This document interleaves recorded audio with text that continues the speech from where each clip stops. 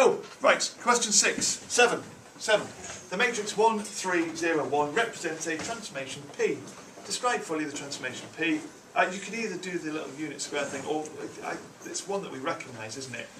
1K01 is the shear x-axis invariant. And so, so this one, describe fully the transformation. Now, they only gave 2 marks, and I think I've interpreted this right. They allowed you to get away with the scale factor not being right, and not being explained right. But really, the 2 marks were for saying that it's a shear, and can we try and spell shear right? It's S-H-E-A-R, not S-H-E-E-R. And then, which are you done? And then it's in the top corner. Remember, in the top corner it's x-axis invariant. In the bottom corner it's y-axis invariant. So x-axis invariant. Now I think I've interpreted the mark scheme right here. At that point, you got your 2 marks, even if you then didn't go on to explain the scale factor thing.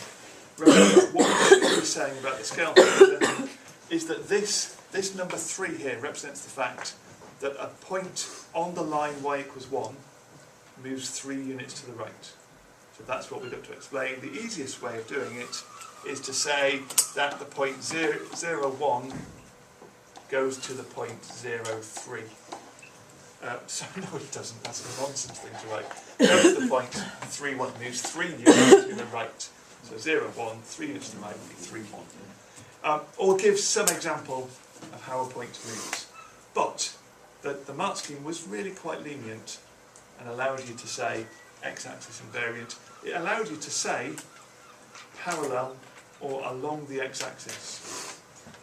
Remember that you have to be quite precise when describing transformations, and to talk about a transformation, you need to use the word along. Now, which one is it? If you say in the x-axis, then that's a little bit vague. Do you mean that it's kind of 3 units up from the x-axis? In the x-axis, I think, is quite a vague statement and can be misinterpreted, so you have to be really careful about that. In the x direction is alright. I can't remember who it was. There was one person who had the right sense to it, but the one word that was in there made it really... It was you again, was it? Oh, yeah. And was it by the x-axis, did you say? Of x-axis. Of x-axis. Yeah, for some reason. Okay, so that was the 2 marks for part 1. Then, the matrix M is -3, -1, -1, 0. M represents transformations Q followed by P. Find the matrix that represents transformation Q and describe fully the transformation. Okay.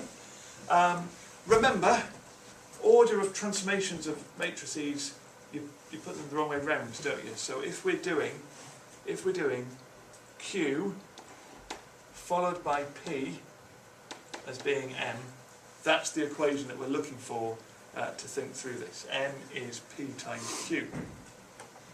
And we know some of this.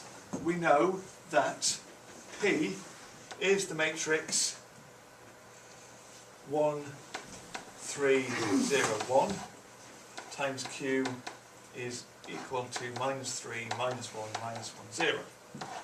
And that's a matrix equation, isn't it, that we now need to solve? You can do that a couple of ways. You can establish Q as being the matrix A, B, C, D, multiply it out, solve the simultaneous equations. That's a fine way of doing it. Or you can use the inverse matrix to do it. And so to do that, we need the inverse of that.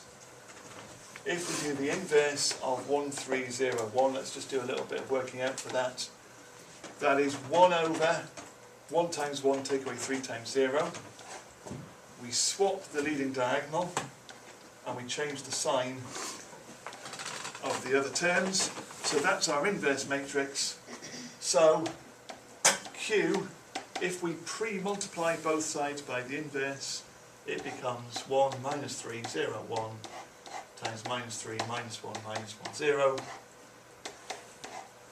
And whichever way, whether you did the simultaneous equations or the inverse matrix way, you end up with, what is it, -3 plus 3, Is that right? -1, -1, and 0. At which point we maybe recognise that as being a matrix that we've seen before. We maybe don't recognise that as being a matrix we've seen before. If we don't recognise it, we need to do a little unit square multiplication to work it out. If we recognise it, then we can simply give the answer. We could even recognise it from the formula booklet. Remember, we've got those two models to look at in the formula booklet. This is one where the diagonal's the same. Where that diagonal is the same number. So it's not the rotation one, it's the reflection one, and it's a reflection where cos 2 theta equals 0 and sine 2 theta equals -1. Do you remember this stuff? Cos 2 theta is 0, sine 2 theta gives us -1. If we think about when that happens when 2 theta is -90. That works, doesn't it? So theta is -45 or -π/4, and it's the line y equals tan minus π/4 x. Tan of -π/4 gives us -1 when we do a tan. So that's y equals -x. So you had to say it's a reflection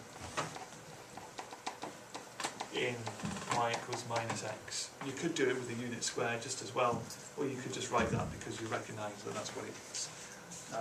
Either way you come to it. That was the last 2 marks for that bit. You were getting